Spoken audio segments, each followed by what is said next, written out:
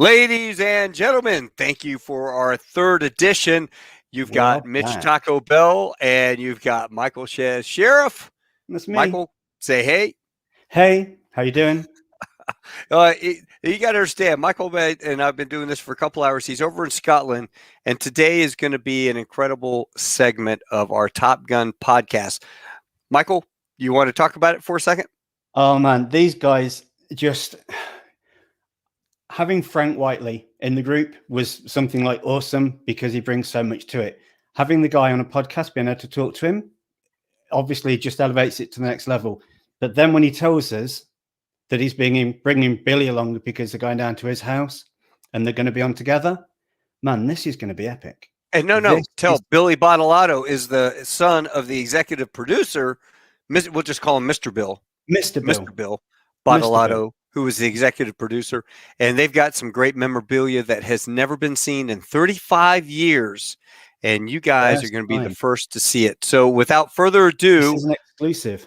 I'd like to bring on Billy and Frank. Billy, Frank, how are you, gentlemen? We're great. Good morning and good afternoon, everybody, and good evening. Good day. Today. Hey, and happy birthday, Frank, by the way. Thank you very much. Turning 60. Yeah. I heard you got to hang out with Tom Cruise last night. Yes. Yeah. California Tom Cruise. Yes. California Tom Cruise. Yeah. It does a great job. Does a great impression of Tom. Absolutely. He does. Except that Canadian accent sneaks in there every now and then. Hey, like, Canada, hey. Yes. Yeah.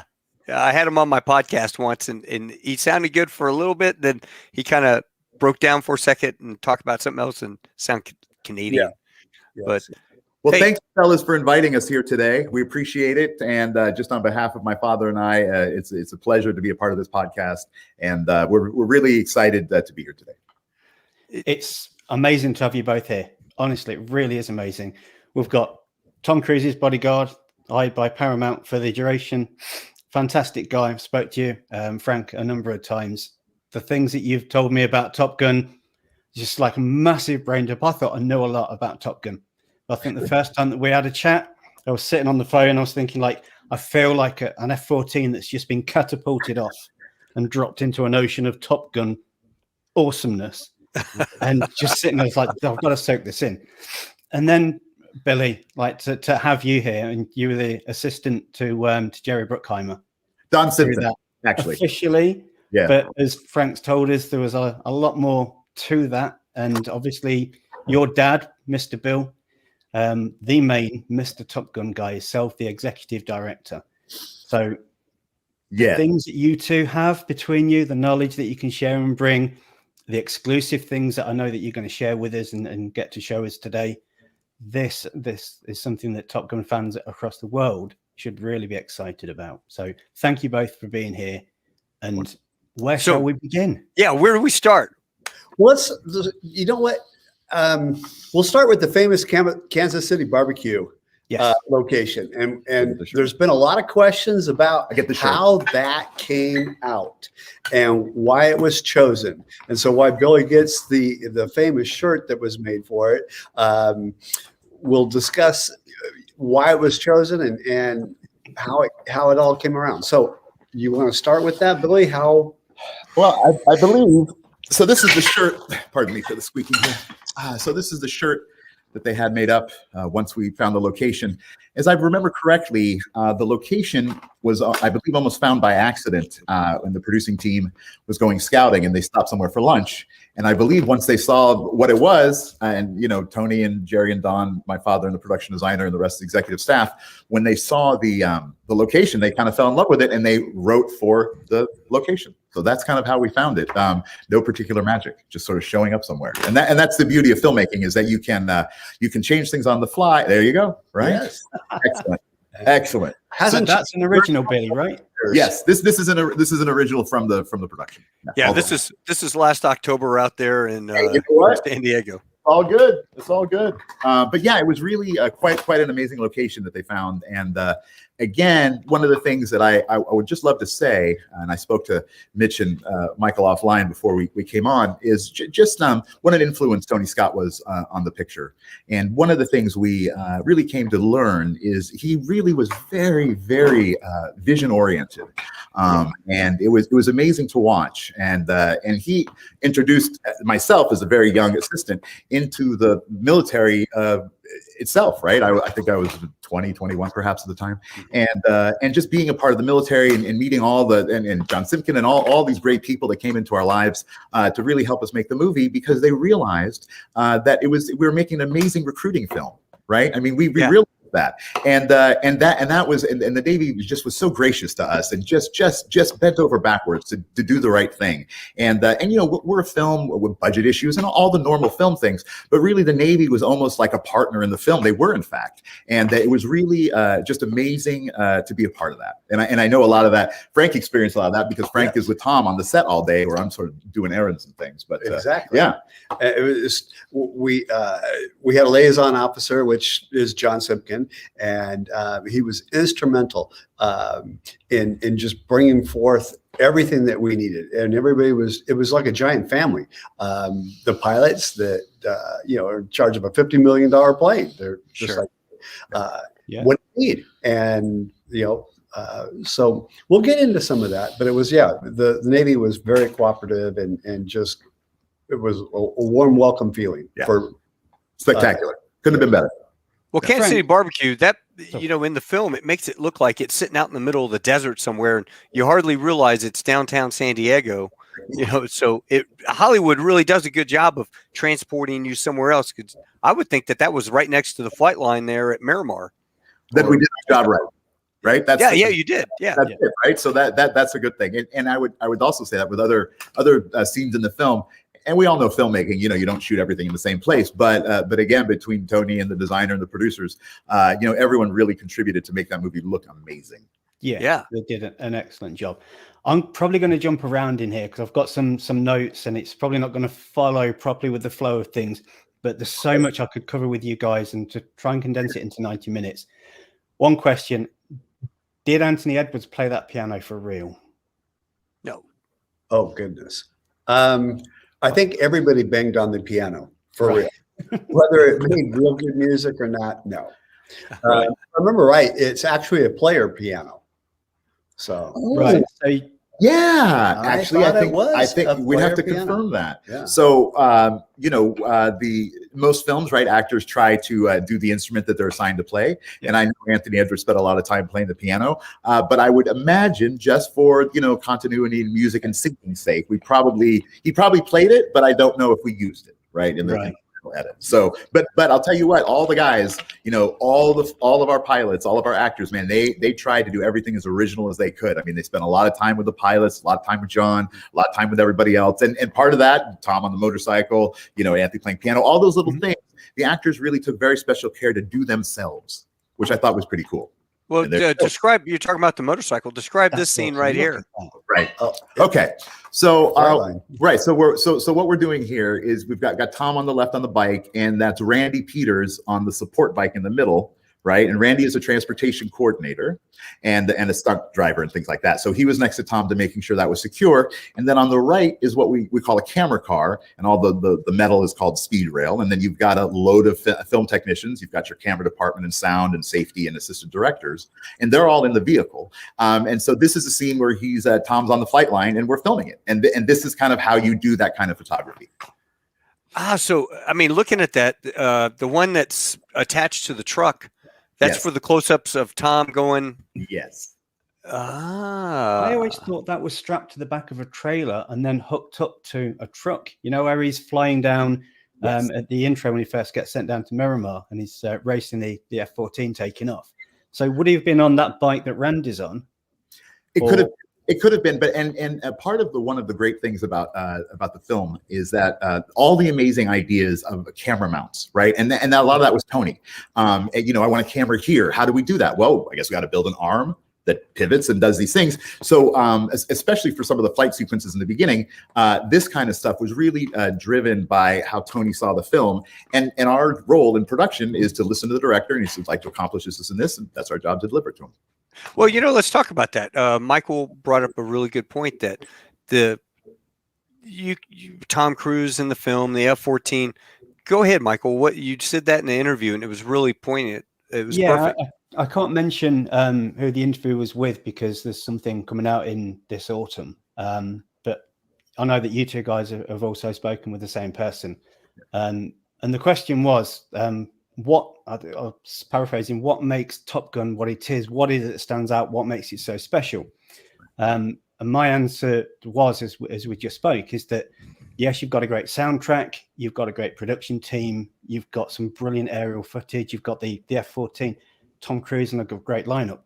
But what makes Top Gun, and probably the reason why 35 years later we're still here talking about it, and there's 7,000 people in a Facebook group who love the movie and everything else, is because of one guy's vision, and that guy's Tony Scott. And I will not sit and argue back and forwards, with somebody else and say, well, actually, no, I think it was this.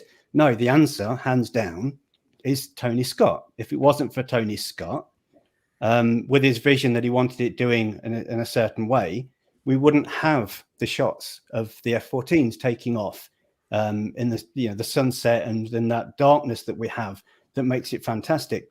It's his vision, and it was his directing that made Top Gun the iconic movie that 35 years later here we are.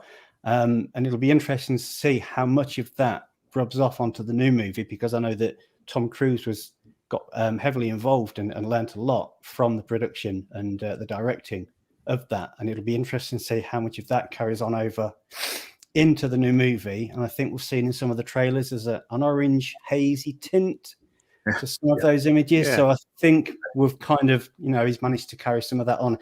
So in a way, part of Tony's is going to actually live on in Top Gun 2, which quite rightly he should. Because if it wasn't for him, that was his direction, his vision, and it was absolutely perfect. Yeah, that was a genius. Sounds right. That sounds really right, Michael. Yeah, correct. Absolutely. He was bringing out the vision of young 20-year-old something actors. All of us were in our mid-20s, and we're just barely out of being a teenager. And Tony had this ability, and you knew you were in trouble. Yep, there I am. Wow, I'm glad I don't send any of those. Yes, good mustache. Porn stash. That's pretty great, actually. Everybody had a Tom Selleck mustache back then. Yeah. You knew you were in trouble, or you had to pay attention if Tony called you by your full proper name. So like your mom. If you needed, yes, exactly like your mom, and you're in trouble. If you needed to get your attention, and we were all young, and Tony would go, Thomas Mopeder, come over here, and you knew it was just like snapping your fingers. Run over there, find out what do you want. But he put his arm around you, and he nurtured you, and he explained to you, this is what I need for you to get out of this scene. And so he had that ability just to wrap his arm around you, tell you what you needed. And it was little huddling back and forth on many parts. If you look at the stills from the set photographer, there are dozens of pictures of Tony standing right on top of you, explaining what he needed from you. There you go. There's a great example. This is what I need from you.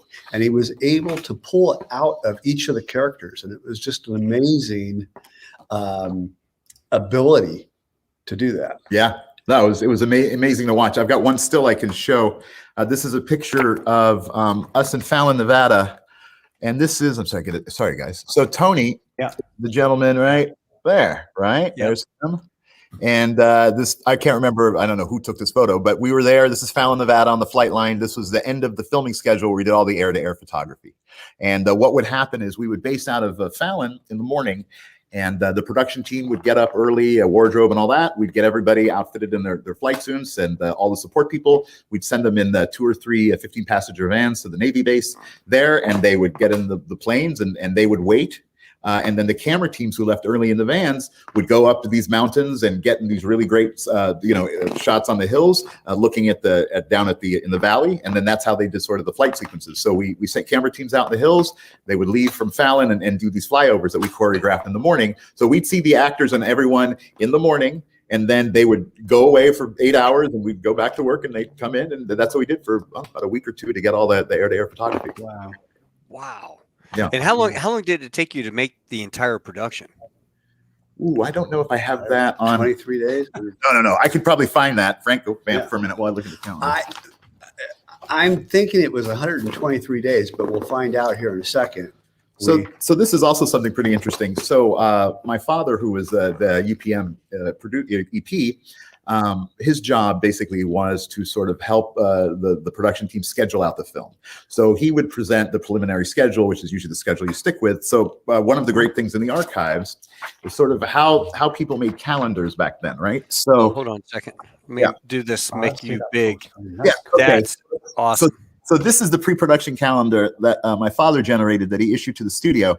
And this was sort of a precursor on how production people make calendars now, right? So now it's all done on the computer and Excel and things like that. This is long before computers. Yeah, this is right back in the 80s when I don't think we had like a big phone to play with. So anyway, if I were to look at this, right? So it's April and May, right? And these are all the working days of the film with different production notes, right?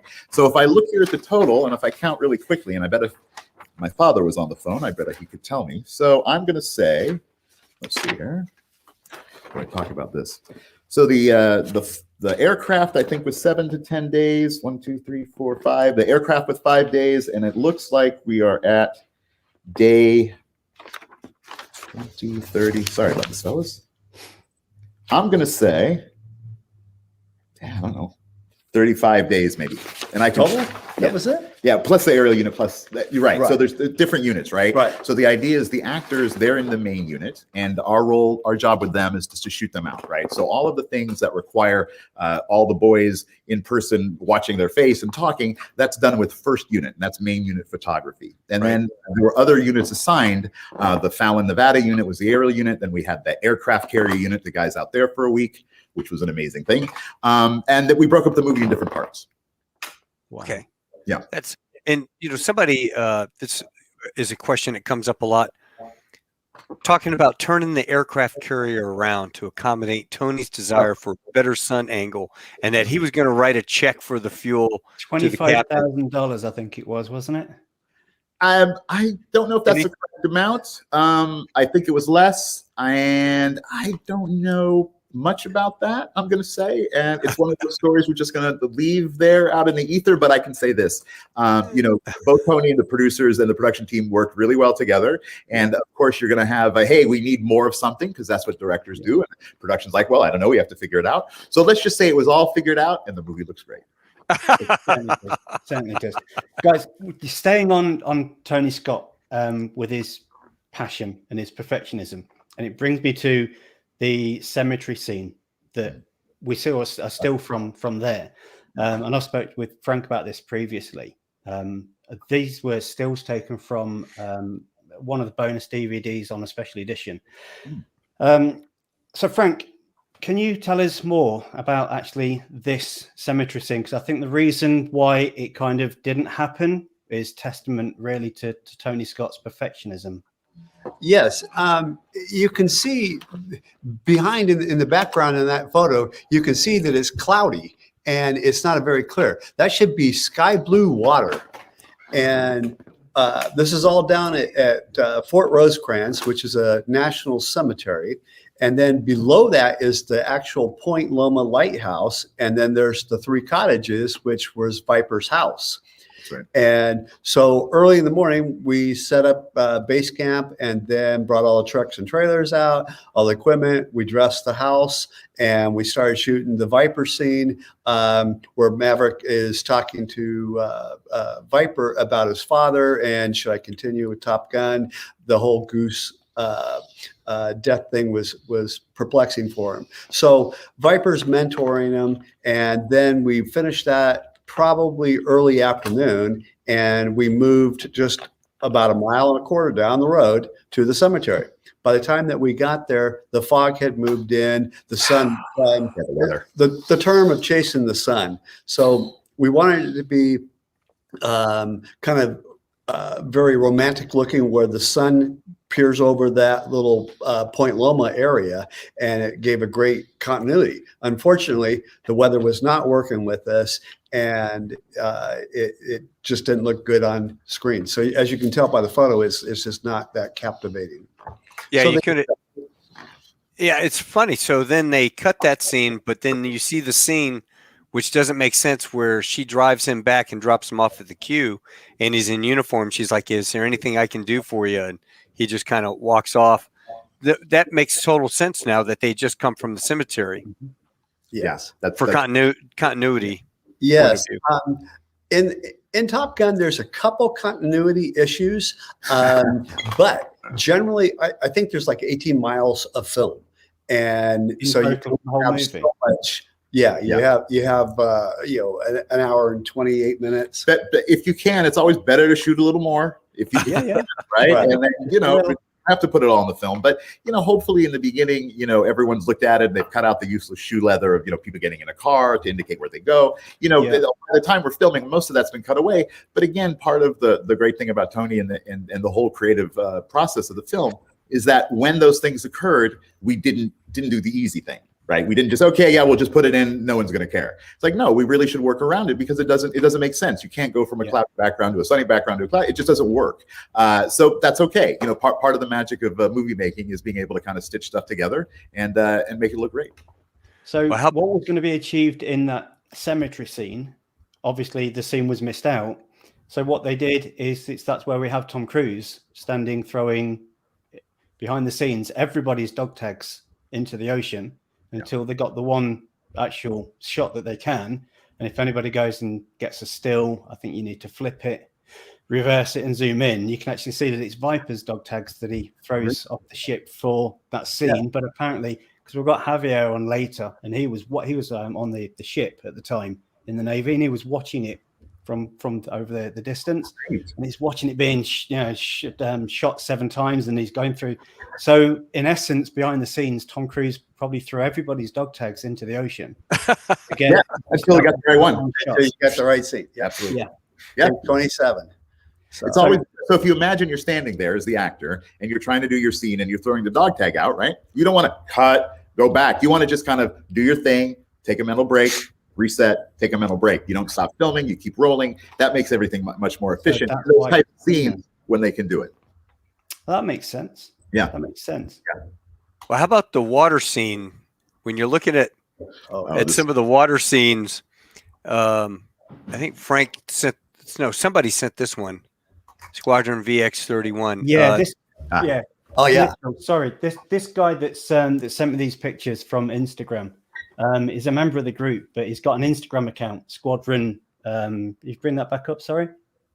Right there, Squadron 54. That's him. Yeah, he's got some Squadron 31. Brilliant behind-the-scenes photos for Top Gun.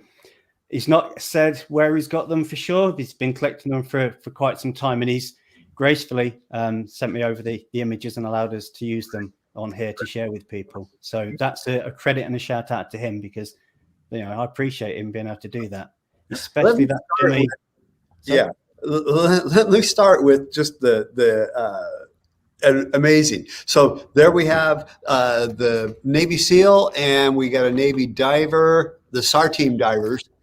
And so I'm going to start with the camera issue in the first place. It's amazing that we had no cell phones. That, in fact, actually, we had a cell phone, but it could land an Apollo mission capsule. It was huge, the size of a small car.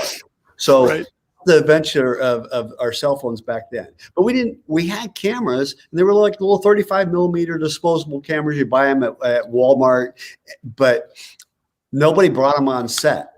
And so there were very few people that had cameras. Now, the Navy personnel, they all have cameras because they're in the Navy and you're flying a jet, and occasionally there's something you want to take a picture of.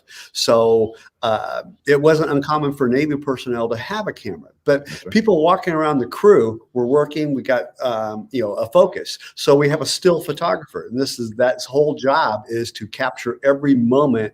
And then they look through millions of photos, and then Paramount will decide that these are the ones that we want to use and release for promotional packets and that type of adventures. Unfortunately, cameras did show up, and so it's really strange walking on set or being on set every day, and you see the different, and you remember, oh my God, I remember standing right there. The camera on the boat. So we did the water scenes, and for about 4 or 5 weeks prior to this, some of the pilots or some of the actors got to go up in the F-14 and do a hop for about 55 minutes. I'm sure someone else has talked about that. So you have to do some sea and air survival in case you actually have to eject, and they go the coast. So there's some water training, and then there's some land training. Yeah, we've actually got a picture of Anthony and Tony. Anthony and Tom standing with one of the SARS guys by the pool. Yes, I think it's in that same. Yep, at Miramar. Folder. Yes. So we got to be pretty good friends with these actual instructors. And they turned out to have a great bond with that, because when we got to we were on the coast of Point Loomis. We're about 12 miles off of the coast, and it was still an active military base. The Russians back in the 80s actually had fishing trawling boats, and so there was big, huge signs on the base that said, "Do not bring cameras." So it's kind of interesting how cameras actually showed up on the boat. It's like modern day movie making. Yeah. You always tell people don't bring out the cell phone because every phone's a camera. So you got to watch the crew these days for that. So anyhow, we're on the tugboat, and they spread the parachute out, and we have Maverick in the water with a mannequin of Goose, and Goose is supposed to go down, and the parachute is spread over the top of the water. Well, it went down. Yep, there it is. It went down pretty fast. And within about 12 or 15 seconds, we realized that the Maverick's helmet's no longer at the top of the surface. And about 25 seconds maybe into that, you see the Navy SEAL diver off the tugboat. You see the divers that were off the Zodiac boat. They're in the water.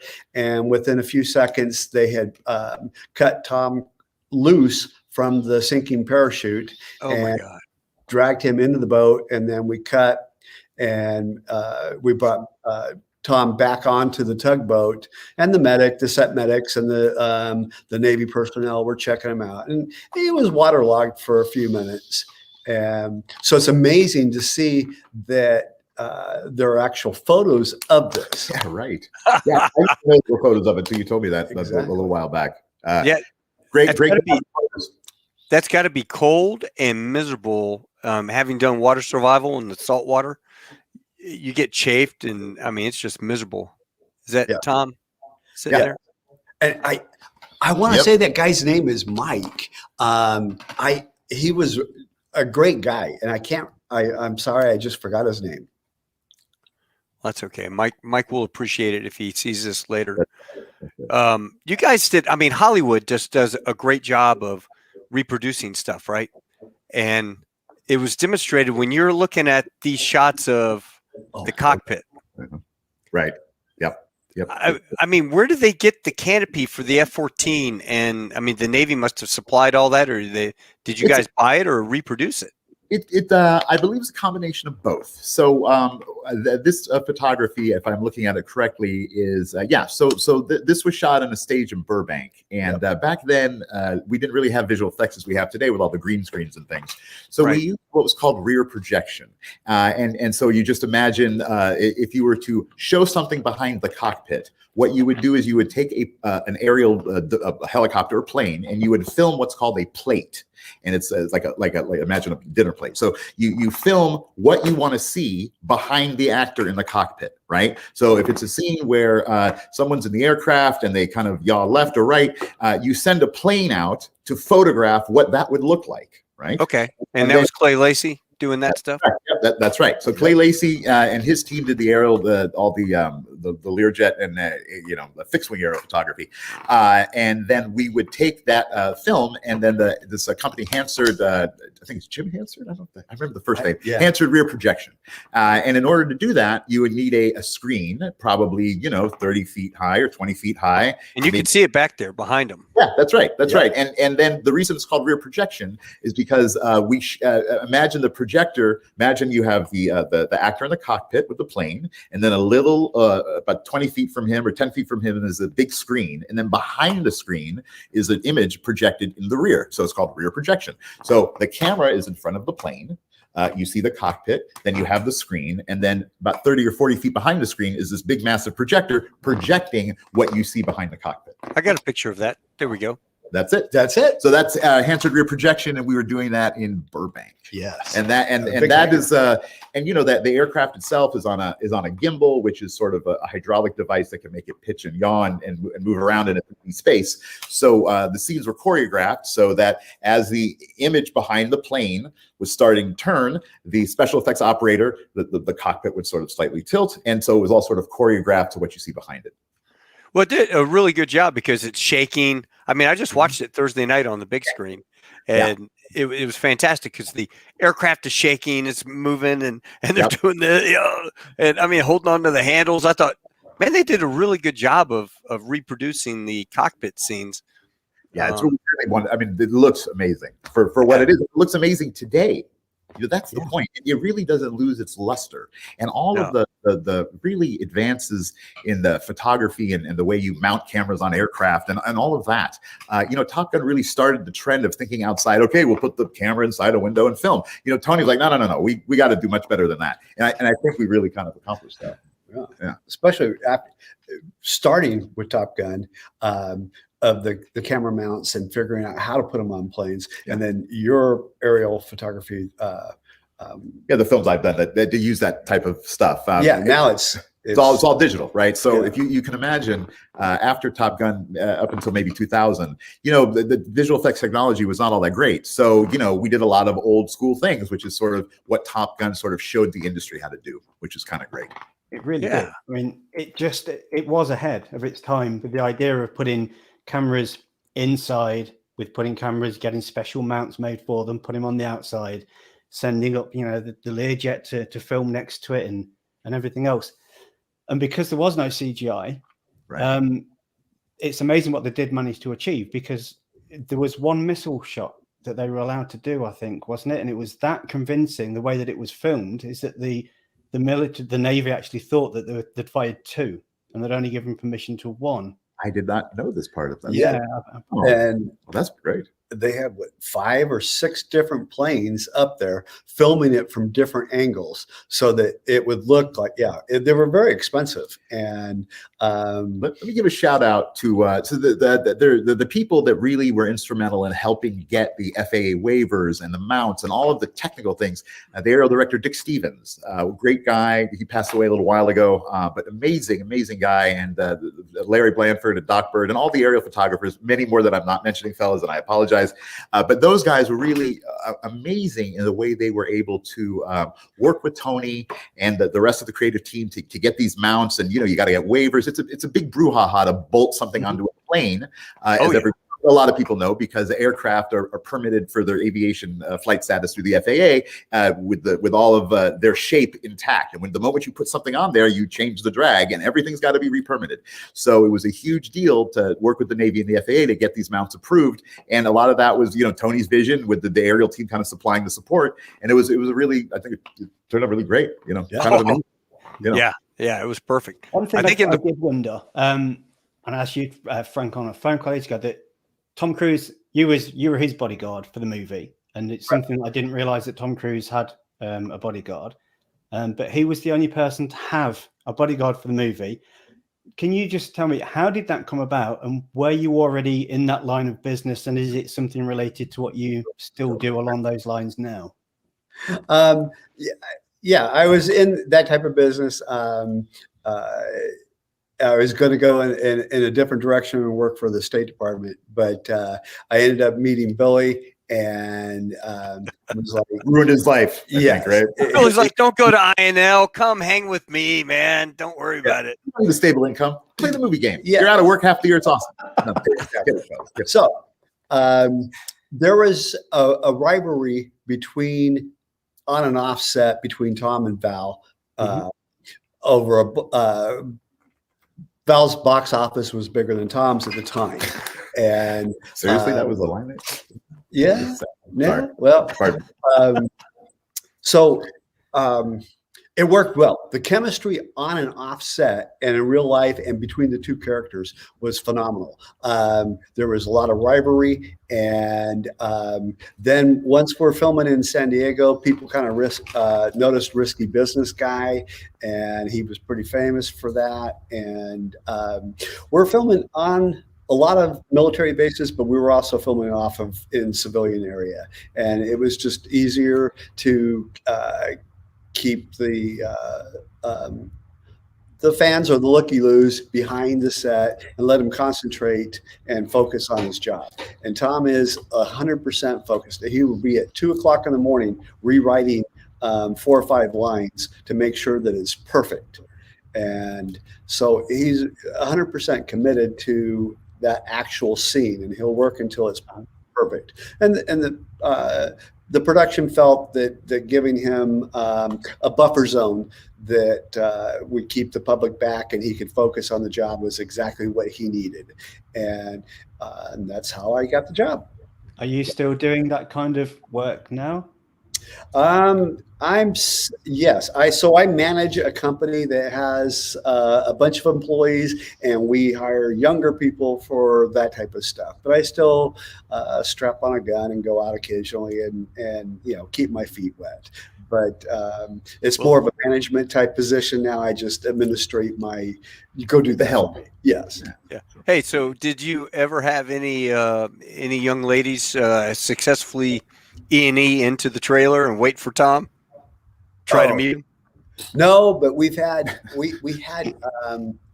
lots at the hotel, and we had to move him from one hotel to another hotel in Mission Bay, and then eventually we just ended up renting a house for him in La Jolla. So, it was a very secret location, and it was done through a friend of a friend, and so basically the driver knew where he lived, and that was it. Yep. The idea, and I, Frank was much more than a bodyguard, right? So the idea is that, on location, depending on the actor and the status and all that, the calculations, right?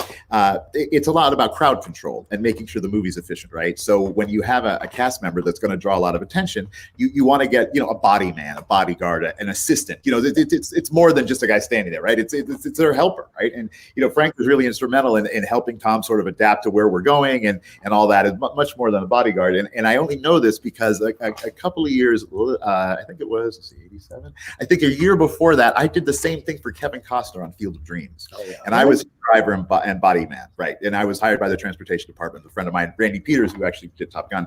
And I did the same type of role. So I understand exactly what you went through, because you sort of handle the actor. You greet them in the morning. Can I get you anything? You make sure people are taken care of, and you give them their space to make the film, right? Right. Whereas in my line of work in production managing and line producing, all the filmmakers that I know, our one goal is to give the director as much shooting day as possible. Right, that's the goal of efficiency in production. So part of doing Top Gun and watching the military do its thing was watching an amazing military machine do everything really efficiently. So it was really fascinating to see how we could model the production to be kind of as efficient as what the Navy does. So a lot of those processes, Frank and I learned at a sort of an early age, and were able to kind of take through us with our careers, which was an amazing blessing of the film. Yes. Wow. You guys have been together now for 35 years. What other projects have you worked on together? Oh my gosh. A few. Yeah. Tall Tales. Tall Tale, the Incredible Adventures of Pecos Bill, which was a Buena Vista release. That was Patrick Swayze, and at the time, you were working for Patrick. Yep. So, but Frank has worked for many actors. Yes, and Broken Arrow. Broken Arrow. That's right. We did that. Oh, yeah. I love that. John Travolta. Yeah, John Travolta, Christian Stop Slater. shooting at the thermonuclear weapon. Yeah, it's a great line. In a train, and then Howie Long falling out of the train. But no, so interestingly enough, like those films, like Broken Arrow, Flight of the Intruder, all of these kind of hardware films, they needed people that had specialty in aerial equipment and photography because there was no VFX that worked. Right. Sure. So those kind of movies had a much bigger production infrastructure and a much less visual effects editing structure. Movies like Avengers and big visual effects films, it's a lot of visual effects and not so much in real camera. Right. So the thing with Top Gun is that it was all in camera. Like you saw what the camera saw. There was no magic aircraft carrier floating that was drawn in a lab. Not that stuff doesn't look right, but I prefer more of the original things than the other thing. So I think it really made a great sheen for what in-camera photography could be like. Mm-hmm. Mm-hmm. There's two scenes I'd like to talk about, and they follow from each other. The scenes about Charlie's house, which is quite a big part of the movie. But what a lot of people don't realize, and you're both going to be able to tell me here, is the background of some of that was filmed at the actual house.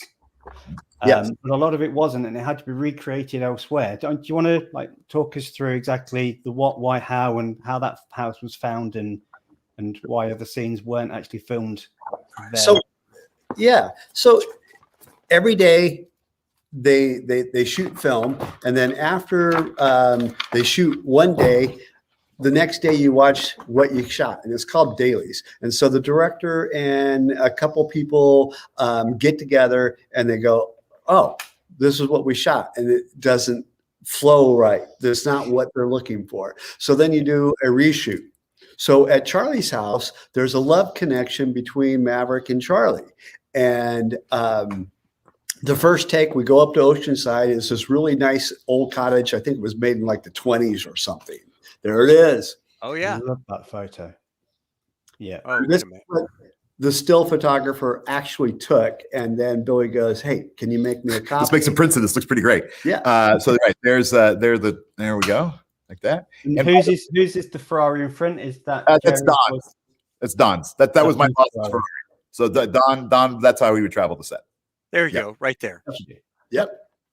That's right. That's it. So there was a great little patio scene, and they had some interaction, and then they watched the dailies, and they realized that this was not working. So later, it could have been a week or something, but later in the film, we're at North Island.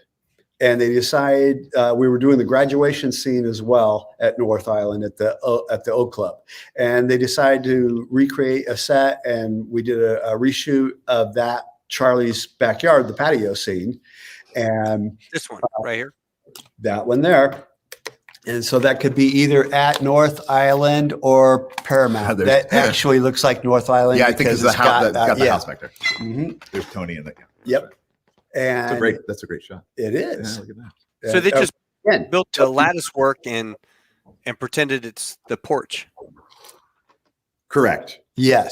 Right. So basically, what ends up happening is if you scout the location and you find the best place to put something, and then you put up the lattice and some greens behind it, and then like a silk, and then light it from behind, and then boom, there's your set. Right. Wow.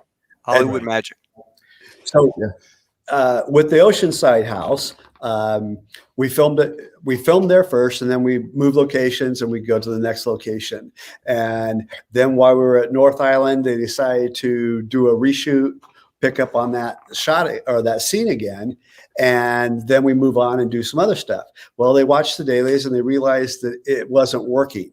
And then later, when they got into the editing room and the movie's wrapped, they realized that the love connection isn't flowing exactly how Tony thought it should flow. So they call up Tom, and he's on cocktails in Chicago or somewhere. And then they get Charlie, and she's, I think, in LA. And they decide, you know what? guys, be here on Thursday. We're going to reshoot this on the lot at Paramount. And so they actually took a little parking space out, put some furniture in, some lattice, recreated the exact same shot. And what we see in the film, and continuity again, Tom's hair is just a little bit longer because he grew it for cocktails, and the jacket had an extra patch on it. There it is. That's oh. And we will talk about the unicorn jacket here in a little bit. But yeah. So I have a feeling it's sitting behind you. Yeah. So we talked about the set dressing and Tony's vision. Just the love connection has to be there, and they wanted Paramount wanted it a different direction, and Tony saw a different direction, and then production saw a different direction because it's costing more. So there was lots of different competing forces, right? Yes. It's always a balance of creative and money. And eventually Tony goes, "This is how it has to be." Paramount said, "We're going to do it," and it did, and it worked. So thank goodness he won the battle. Correct. Yeah. And that's why I've noticed on the internet there's a lot of groups out there, and they've scrutinized, they freeze framed this on VHS, and they noticed that there's an extra patch. And that's really great. Yeah. Here, I'll put it back up. There you go. What a great what a sweet. Yeah. So they noticed there was an extra patch, and yes. So there was only one. There's only one actual leather jacket that Tom wore, that Maverick wore in the film, and it was purchased by Jim Tyson. No. Yeah. Jim Tyson? No. Who was wardrobe? Jim Tyson. Jim Tyson. Okay. I believe that it was purchased by Jim at a secondhand store in Santa Monica. And, yes. All right. And that has the CB patch on it, and it had a whole bunch of weird different patches. And it's an old jacket from the 50s, 60s. And there was one. There's just one. Only and one. Do you have it? Do you have it? No. What do you have? We have the crew jackets, but we'll get to that. So at the end of the movie, from what I understand, Tom gave it to his sister, and so the jacket's in New Jersey, they're in Chicago, and Paramount's in Los Angeles. They need the jacket for the last Charlie's House scene, and so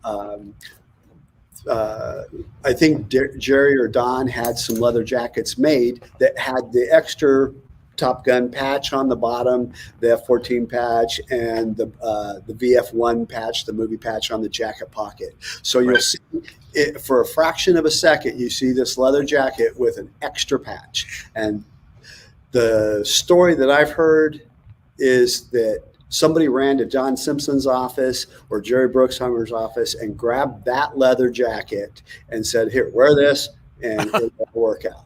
And that's a good story. Yeah. Yeah, right. It's a great story. Here's Viper.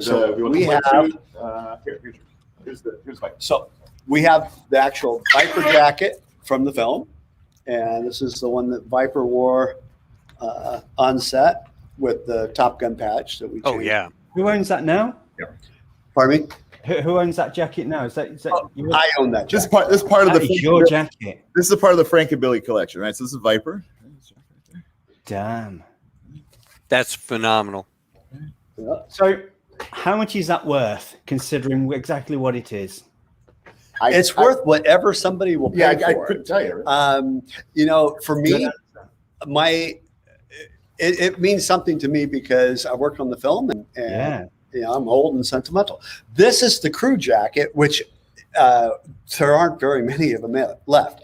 My crew jacket disappeared. So, but this is Billy's crew jacket. And this is what they gave you. Don and Jerry and Mr. Crew, Bill said, "Wow, have a jacket." Sometimes it's backpack, sometimes, but of course we're doing flight suits, right? Flight jackets. That was yours. There it is. Fine. And they have only specific patches that were made for the film, right? So how you know authentic ones is that you've got these three patches were specifically made and implemented on the crew jackets. So everyone out there on the internet, if you see a jacket that doesn't look like this, it's probably not the right thing. Hold on 1 second. I think I have. I know that he sent me some of the patches. Yes. Those are the 3 real ones that were made for the film. Where are they? So they have a white felt back to them, and that's how Paramount would go over to their sewing department and have these actually made. So there's the where's the camera? There's the camera. So that's the back of it. So it's like a white felt, and it's not the stitching. And that's a movie patch. They made this one as a some sort of VF Squadron, and this was made for the film as well, Pacific Fleet Naval Air Force. Oh, that's These cool. are the original patches, aren't they? Yeah. This is the duplicates. Yeah, there you go. Yeah. Go show the photo. Yeah. Where's the Top Gun one? That's the felt. So if we let's see here, which one? Yeah. So if we go back to the live shot here. Yeah. So the idea is that there were many different type of Navy patches available for film, right? So this is an original Navy patch designed at the time, not used, and then this is showing that, right? That's the actual Top Gun patch. That's the Top Gun patch. And turn it around, right? So that you know it's authentic because it's got stitching, right? So there's another thing for all you guys, right? So the idea is if it's got a felt back, it was made for a film. If it's got the stitching, it's an authentic patch. Right? Why was it made felt for the film? Why did they put the felt on there? Velcro, so they can put the patches. Oh, gotcha. Okay. So a few weeks back, I was talking to Billy about this, and he goes, "I have a tub in my storage locker. I save everything." And I'm going like, "Really?" And he goes, "I'm just going to drive over now and take a look and see what we have." While we're on the phone. Yes, while we're on the phone, he just gets in the car, he drives over, punches in the code, he goes, "I'm here." And I go, "What do you have?" And he goes, he's digging through his storage facility, and he finally finds the Top Gun box, and he goes, "Wow, look at this." And so there's some treasures that haven't been seen. He hasn't seen them in 30 years. Yeah. I definitely haven't seen them since the movie. There's something. Yeah. Right. I've seen pictures with Don and those guys wearing those. Yeah, so this is one of the collector's things. Put it there, and then just for fun, when you went to the crew screening, they handed out these pamphlets, right? Oh wait, where's the invitation? It's like 2 kids. Right? Yes. So here's the front of it, right? And then it would give you. It's probably in the stack right here, and it would give you the credits of the film. Credits, yeah. This is what they would hand out at the crew screening. Yeah, right. God, that's phenomenal. Right, and then of course you have to have an invite. Holy crap! I know. We'll show in a second. Hold on. Here's the invite. Right? Oh yeah. There. That's cool. Right. Wait a minute. April 28th. Yeah. Okay. So they did April 28th on the crew screening, which is why it was released today, right? So it needs a couple of weeks between screening and release. So that's kind of the timeline there, right? Right. That's so awesome. Yeah, it's amazing to still have 35 years later, isn't it? Yeah, it's amazing. Here, you show off this batch. I get this in the mail, and I go up to the studio. I proudly present it to the guard at Paramount, and he lets me in. Then I go to the actual studio, where the screening room where they're going to do it, the theater, and I show him my invitation. And the guy goes, "Thank you very much." Takes that away from me, hands me this. So I have this on my wall at the office, but Billy ended up with both of those. Just collect stuff on the floor. Yes.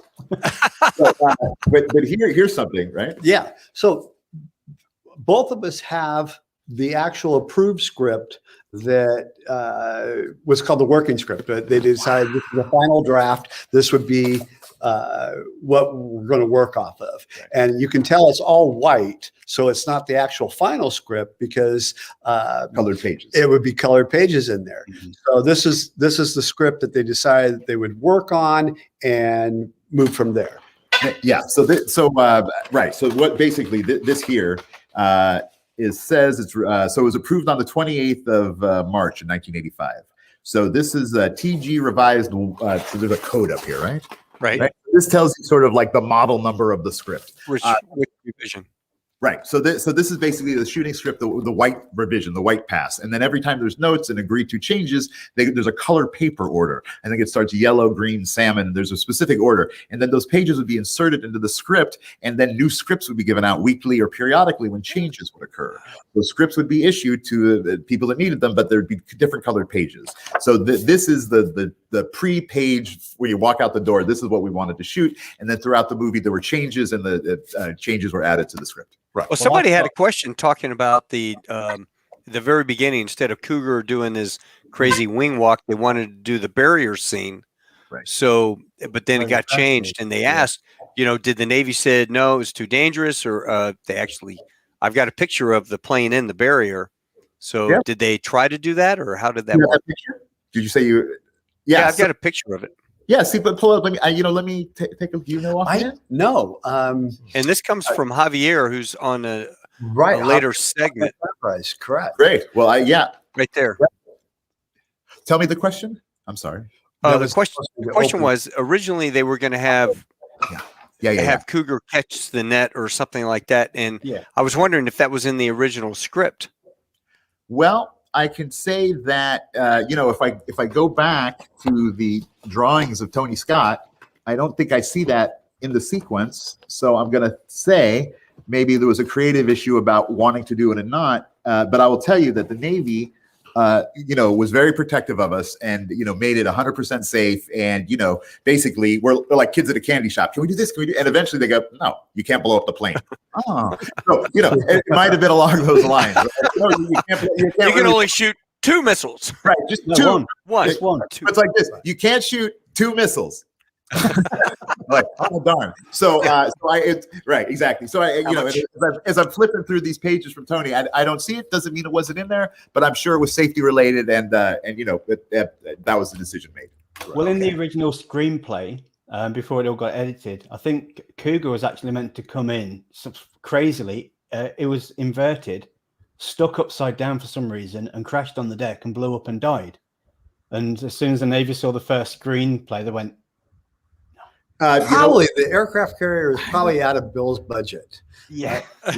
Right. We can't afford that. Yes. And also, I think probably there's a lot of, again, Tony, a lot of creative energy going into this, and I think that what does tend to happen is you start off with a great, brilliant idea, and it's sort of like you polish a stone every day, you improve your plan, you do your Rubik's Cube thing, and eventually you come up with something different and better, or better at the moment. So I can't really say about that, but I will say that between Tony and Jerry and Don and the rest of everybody, that was the decision made, and obviously it was a safe one.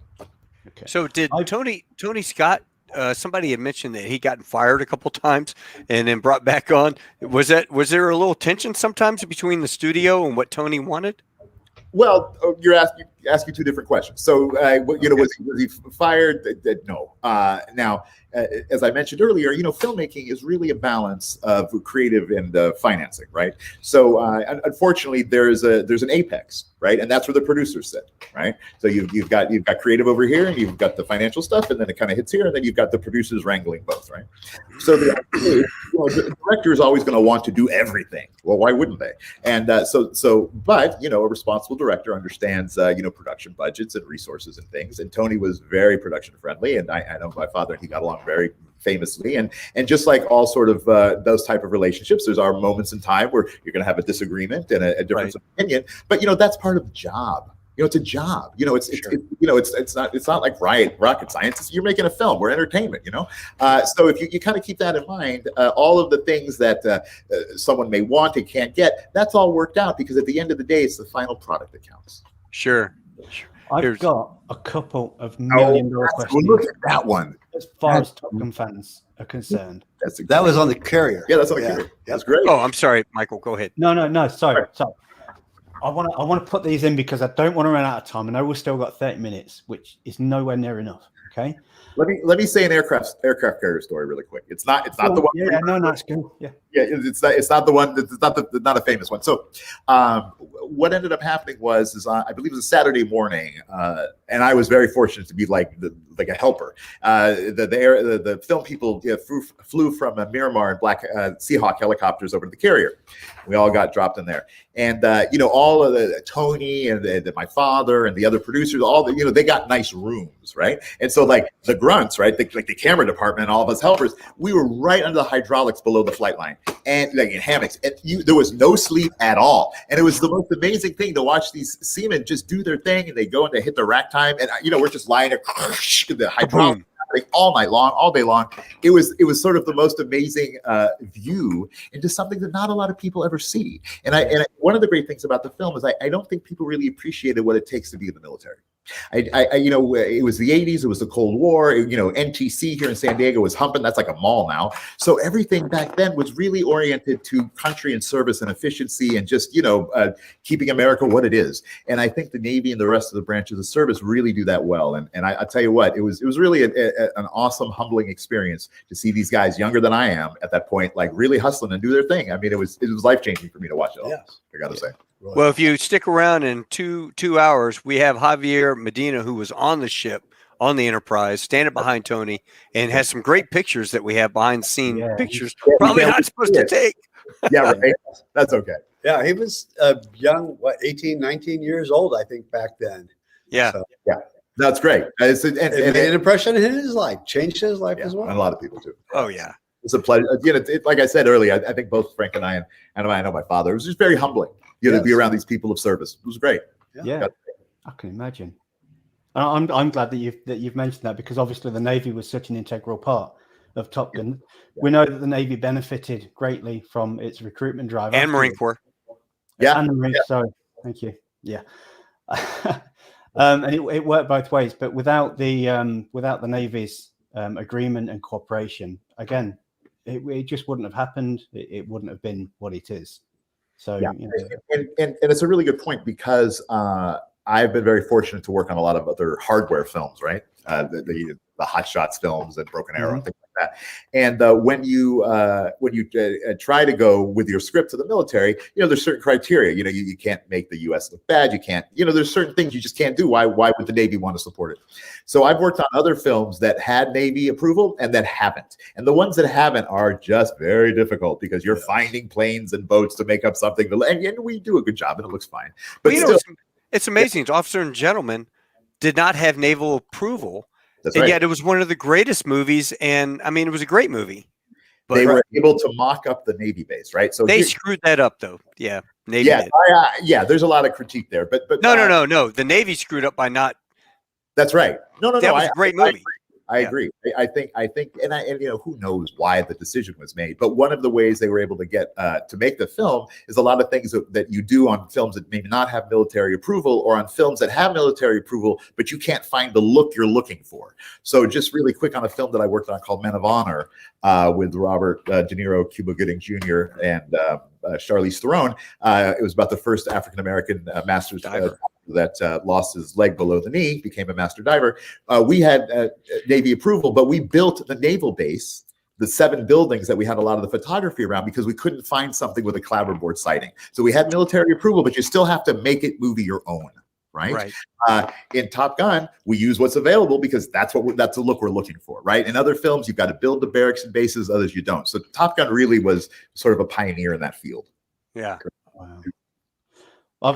I've got 2 questions. It's a burning question. I don't know if you're going to be able to answer it. I don't know if there is an answer to this. But after the love scene, the bedroom scene, and Maverick leaves Charlie a note. Now, I know from speaking with Frank, this was filmed a number of times.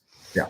But for 35 years, people have wanted to know what was on that note. Are we going to tell? We know if there was anything, because yes. So I talked with Billy, and I talked with Mr. Bill, and we've decided that we're going to leave it a mystery, because No, come on. You can't pull Carly Simon. What? You really do that? Wow. Yeah, I'm really going to do that. It's your podcast.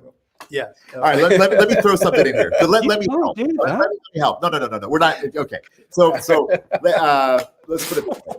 A lot of it is up to the actor. So imagine the scene. You're playing the scene. This will help. So you're playing the scene. It's a very serious scene. You're doing something very serious. You're emoting. You have a line. You've memorized it. Okay. So and then all of a sudden, the prop guy is like, okay, this is your note. And you're going to open it and, you're the actor. Okay. So it's really up to the actor what they want to see on this piece of paper, because if you've memorized something, you may not want to see words, right? You may just see lines.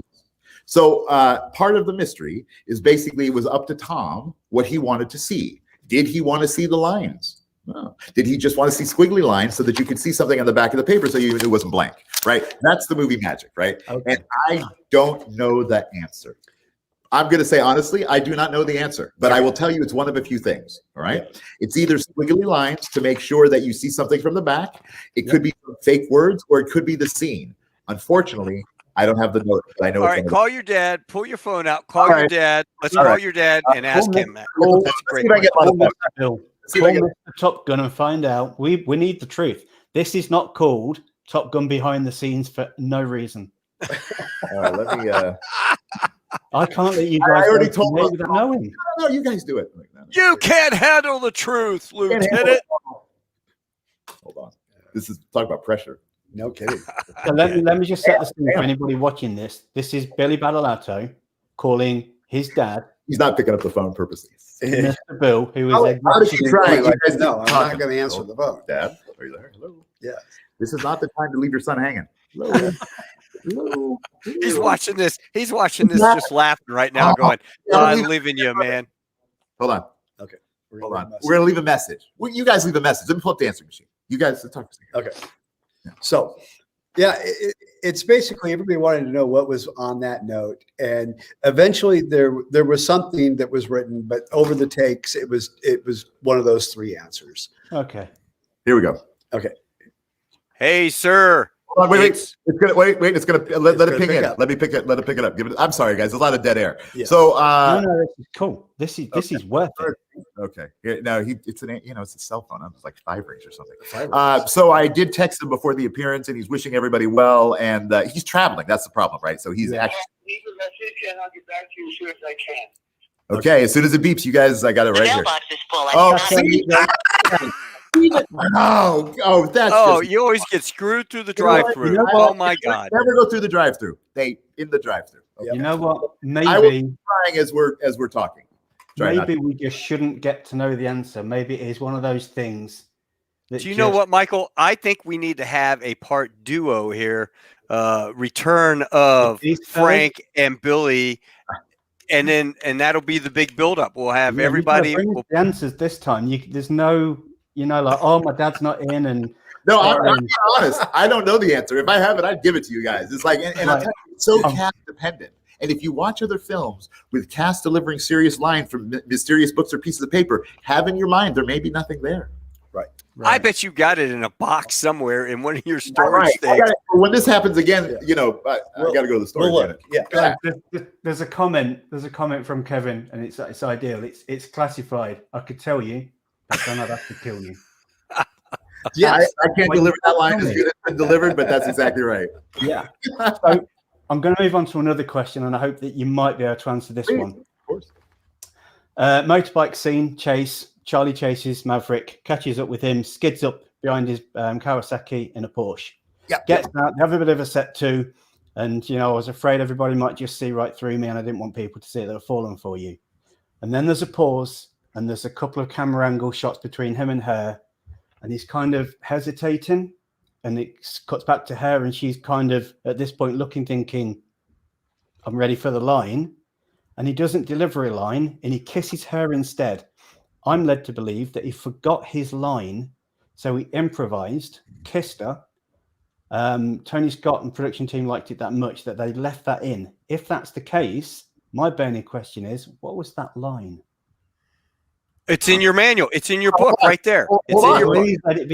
Please let that be in the script. Yes. So that day that we shot that on Laurel Street. Yeah. Is that the beginning or 3? I'll look through it right now. I didn't bring the book with me. It's in the middle. Yeah, in the middle. Okay. Yeah, I have the other book with the day-to-day scenes, so we can look up the scene and we'd be able to figure it out. I'm going to get you this But we're going to look in the script. I don't know if I can do it in the next 10 minutes, but let me look for it. But Laurel Street is a pretty cool, famous street in San Diego. Comes from Pacific Highway, goes up the hill, and there's like 3 little hills. And so you got to help. No, but I don't know. I can't read. Glasses. Not English. Hold on. We're old. Second language. I'm doing pretty good. You think I'm Who got doing pretty good glasses? for English as a second language? So I remember we're filming on Laurel Street, and so we have police that are blocking up the bottom, and we have police blocking up the top, and there's an actual 2 little dips in there. So if you do anything more than like 30 miles an hour, you actually fly. Take your glasses. Whoa. Take your glasses.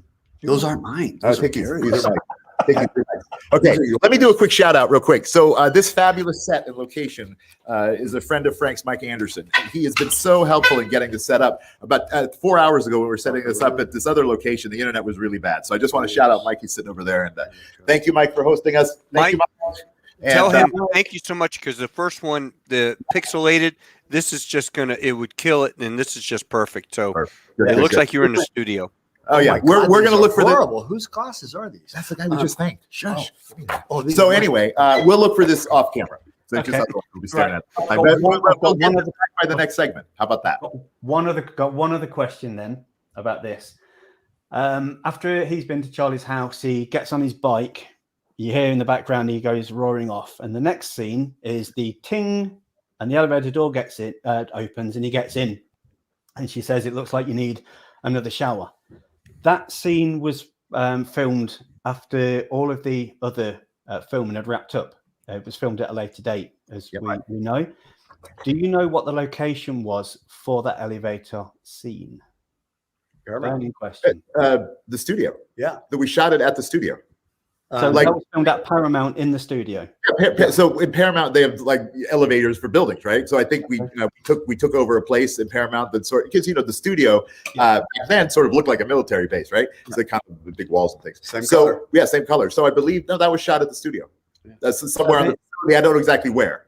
So they brought Tom and Kelly back from wherever they were filming in other locations, brought them back to Paramount and filmed it in the studio in the elevator. So we filmed it on the studio property, but not in a stage. We used a live working elevator and then controlled it, as you do with the keys and things, right? Right. So yes, so what would happen is, so you're describing the reshoot. So when the film is wrapped and then all of a sudden we need a different scene, the contracts with the actors we're allowed to ask them to come back if they're available, right? So we have to, but then there's issues, is your hair grown? Is it a different color? Yeah. There's a lot of continuity things you gotta deal with. So fortunately, we were able to get them back. I mean, the producers, the production team, they got them back, and basically, just like we did with the lattice and the couch and the greenery, right? Yeah. We make the elevator a hallway in the Navy base.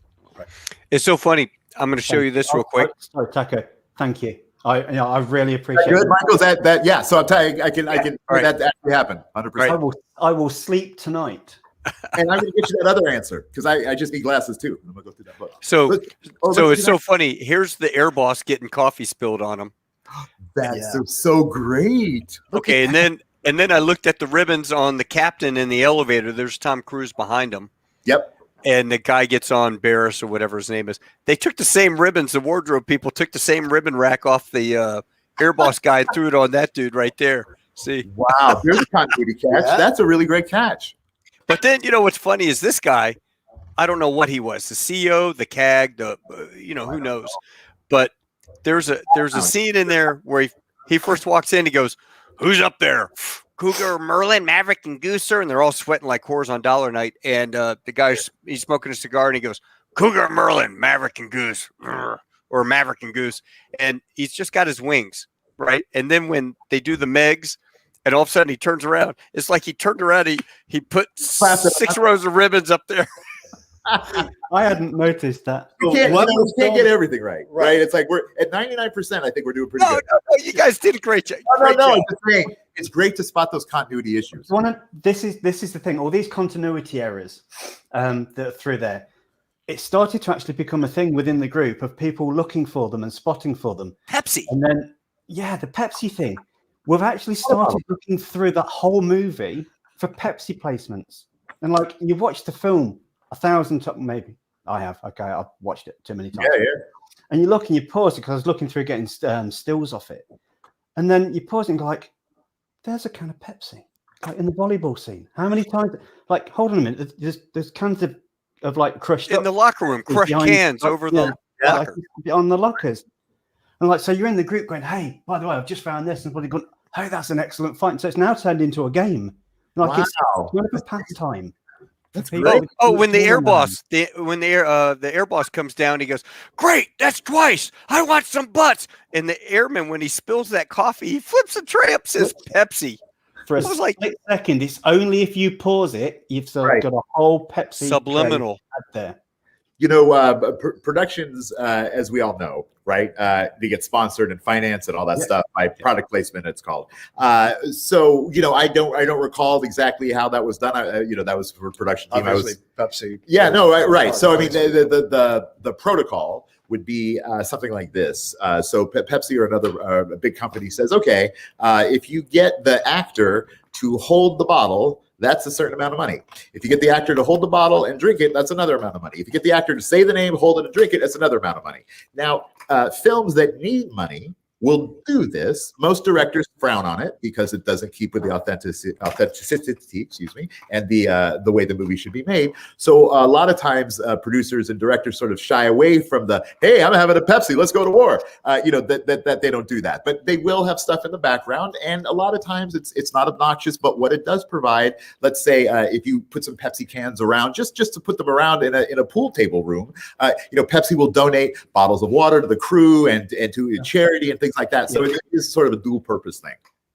Gotcha. It was Frank that told me that the reason that the sell-through price for the VHS tape at the time, normally when the film's released and it comes out and you want to buy the VHS to own it, it was about $90, I think. But Top Gun managed to get it down to $30, and this is one of the reasons why my parents were able to afford to buy me a copy to own, because we rented it so many times it made more sense to just buy it. Had it have actually been for $90, I would have never got to own a copy until I started work.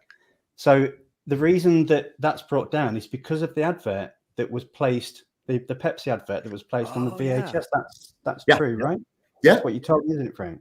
That's right. Yes. That's right. And that's a really good point to bring up. And I have to say, Michael, that's a great story, because I think one of the things that we filmmakers try to do, and look, we don't regulate the price of the tickets, right? That's the thing between the distributors and the movie theaters and things. But, you know, movies are committed to be made on budget because we're responsible people, and we like to, you know, pass the savings on to the viewer eventually, right? So, I mean, we try to do a good job, and it's really kind of a nice, heartening story to hear that's how the movie landed in your life, because, you know, part of it is making things affordable. It's like, who can afford $150 to go to Disneyland? Seriously, Disney, let's work on that. It's just not right. So, you know, I get all that. Well, thanks for doing that, for sure, because I think I wore out my copy twice. In college, wearing that thing out back and forth, forward. Pause. Get the greeny thing. I think I see it. Yeah. So thank you for DVDs now. I'm trying to wear out my 4K digital copy. That just you probably will. Mission in my life. I'll be sitting there at 75 going, I goddamn did it. Here's some other stuff you had. What is the goose? Is that the actual thing that you used for the locker or what? Yes, that came from it was at Mission Bay, and we were at Belmont Pledge, and it had been closed down. They rehabbed it. We used the actual men's locker room as our locker room, and so they set dressed it. And when they wrapped that set, I liked the word goose, so I grabbed the label goose because it put it in my truck, and it's that goose. So that's how I ended up with the locker room goose. There's the two movie placards. Where do those go in your car? Yes, they're called car cards, and the blue ones were made by Paramount, and probably 75 of those were made for the semi trucks, the wardrobe truck, the makeup trailer, the producers, those persons. And then when they actually came into San Diego, there were some vans that were rented, some other things. And so they had Xeroxed some white cards for the local people. And that's where you see one or two of those white cards with looks like a big Airbus, like a 747 on it, now filming in San Diego. So there are actually 2 cards out there. That's the actual Paramount card that they issued. Gotcha. Man, that is on the phone just one last time. And then come on, Dad, pick up the phone. There's can you zoom in on the ball cap? No, I can't. I'll go grab it. I'll grab How it. about that right there? There you go. Oh yeah, perfect. So that actually came from Viper's house. So when we're back on Point Loma at the little cottages down there, it was sitting on the banister, and then you'll see one with scrambled eggs, same hat gun. So we wrapped that set, and we were supposed to be done. It started getting sunny, so I was helping moving stuff around, and I put the ball cap on and walked away with it. You thief! Right. So Tom and I walked down. Tom's got to think about this cemetery scene. So he's doing his meditation, and I'm kind of a few feet away from him, keeping my head nice and cool. And then they decided, well, wait a minute, we've got to redo the scene. So their wardrobe or props is looking for that hat, and we ended up putting another hat that they had with the scrambled eggs on it. So you'll see one hat with the scrambled eggs and one hat, and it didn't dawn on me, it didn't dawn on anybody else. Like, Frank's wearing the hat, and I'm 10 feet from Tom, and so that's why there's a little continuity difference there. I noticed that on Thursday night when I watched that the hat that was sitting there, and then he's got the hat with the scrambled eggs, and because I saw him pull it off the rail and put it on, grab his glasses. Yes, or actually he grabbed it, grabbed his glasses, walked outside or something, then put the hat on. It's like, what's on your mind? Yes, and there's scrambled eggs. Yeah, you've got to feel sorry for Viper, because in the other scene where Tom Cruise comes down, where he won't re-engage, and Jester comes walking up to him, and Viper's like that, and he's got these glasses on and no watch. And then it cuts off to Viper, and he says, "Won't engage, can't go back in the saddle." And Viper's like, "It's only been a few days." And all of a sudden, he's got different sunglasses on, and his watch has appeared from nowhere. It's like, we've had a phone call about this, Frank, and I think you said I don't have his watch. I can't take credit for that. You thief. Check that wrist. No, that's not it. Not yet. Okay. Wait till the end. There's some great little continuity things in there. Iceman in the locker room, when all of a sudden they're sitting there like, "Hey, we won. You won. No, we won." And then all of a sudden, Iceman standing right next to him. You're like, "Wait, where'd he come from?" Just appears out of midair, and he's like, "Whoa, okay." I gotta compliment our continuity people. Let me throw a bone out here for these guys. So all the script people and I know we're just playing around, but I do want to say it's a difficult job. Right. So it's called the script supervisor, and the script supervisor sits with the director, and their job is to literally make notes in the script. Every time a line is said differently, they write it down, they record it historically. If someone says, "Hey, were there cups over here?" They look in their notes. Yeah, we had 5 cups there and there. So it's a very exacting job. But with Tony, it's just a hyper job, because he's really driven. So on the fly, too. I don't remember who the script supervisor was, and that's an error on my part. I shouldn't have that name. But what? Anyway, they did a great job, and I will just say that yes, we make mistakes like everybody else.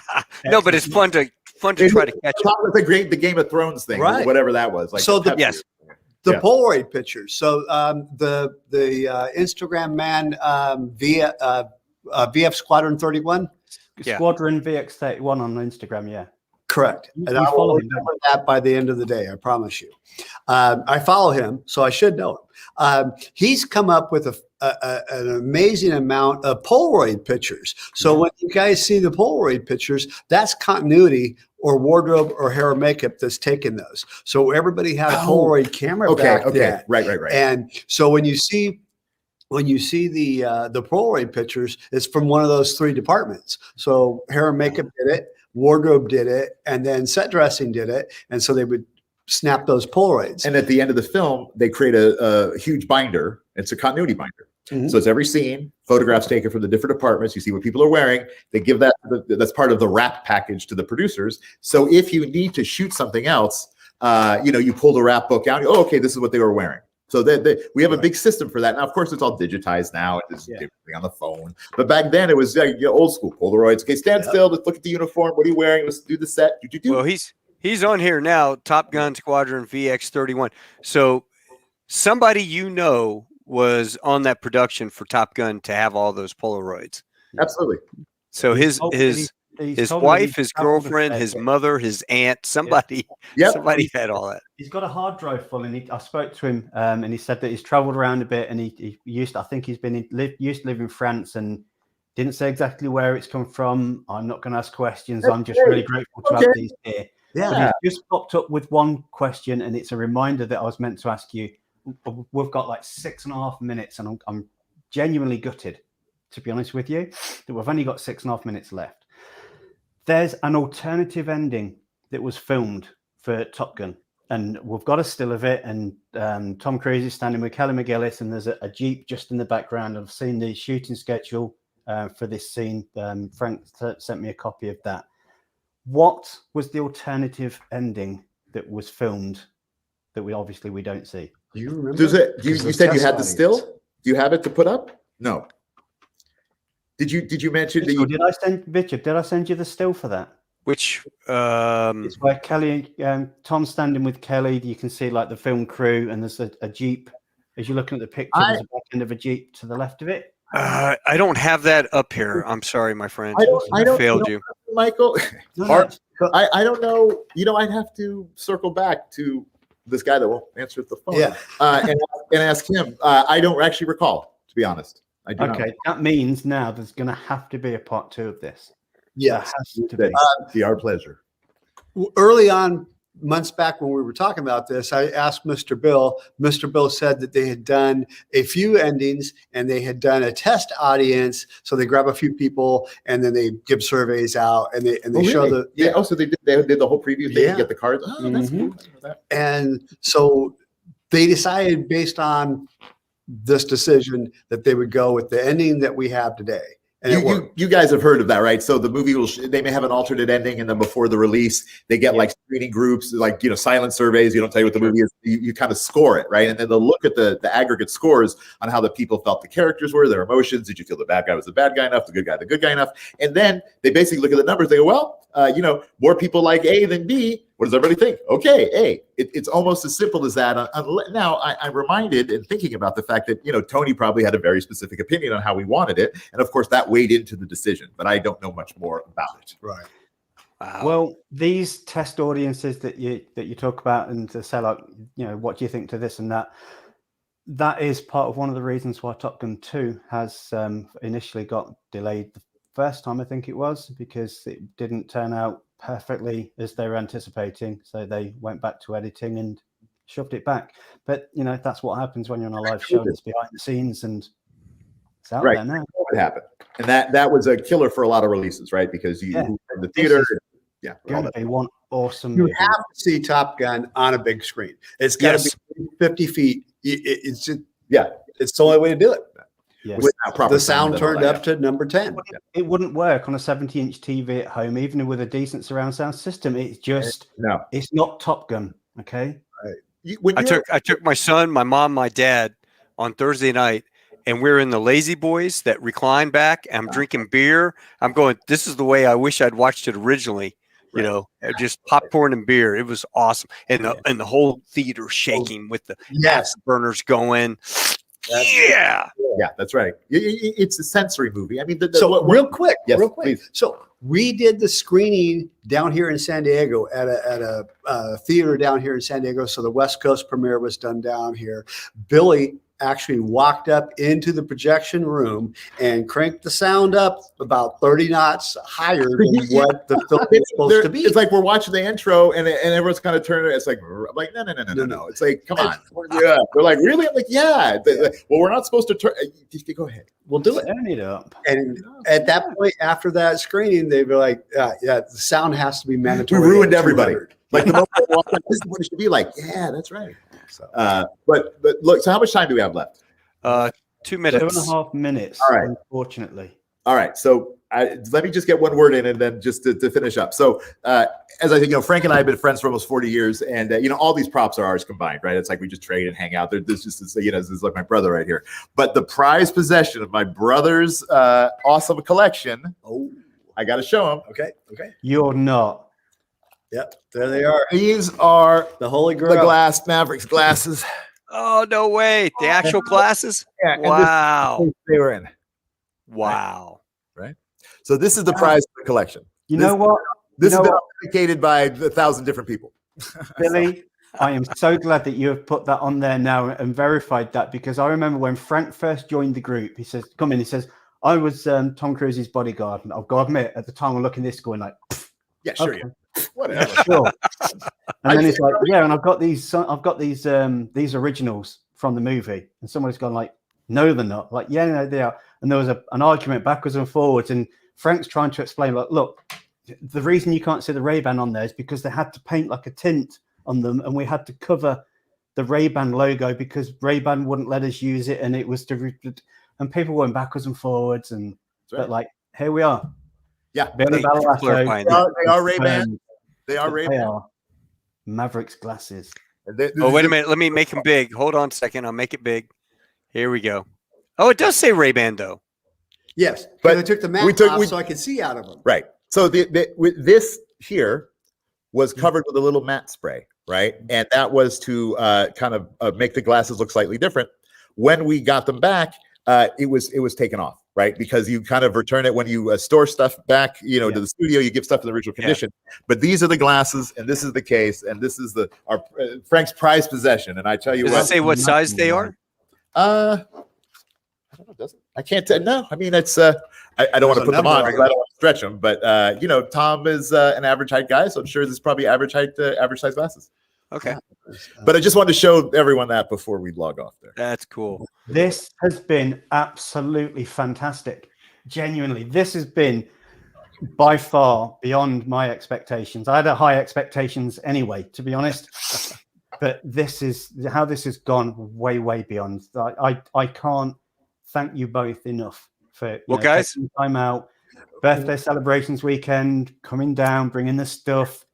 The two guys. We feel very honored that and humbled you would ask us to join. Yeah, I mean, we did this film years ago, and we were talking to Mr. Bill about it, and we're just like, we're very honored to be part of this phenomenon that we've touched so many people's life over all parts of the really world. Quite humbling. Yeah, incredible. Well, listen, we'd like to have you guys on for part 2. Agree, Michael? Yes, please. All right. Look forward to it. Part 2. And we're going to enjoy the rest of the programming today. I'm interested to hear all the other speakers too. Hey, you have a good one, sir. It was great meeting you, Billy and Frank. Nice seeing you in person, and I'll catch up with you guys on a layover. I'll be in San Diego October, drinking beer with my R-Tag buddies. So we're going to see you. Thank you, everyone, and God bless everyone. Thank you. Thank you. Hoorah. Thank you, Dad, as well. Hey, Michael, let's say we take a break, and everyone, I hope you enjoyed the show. Come back in 15 minutes. We're going to have Bio and Smegs with us. So take care. Jump into the Facebook group and post and make another post with the links to the next segment so everybody can find it. You bet. All right, we're out of here. See you guys. Thank you. Bye now.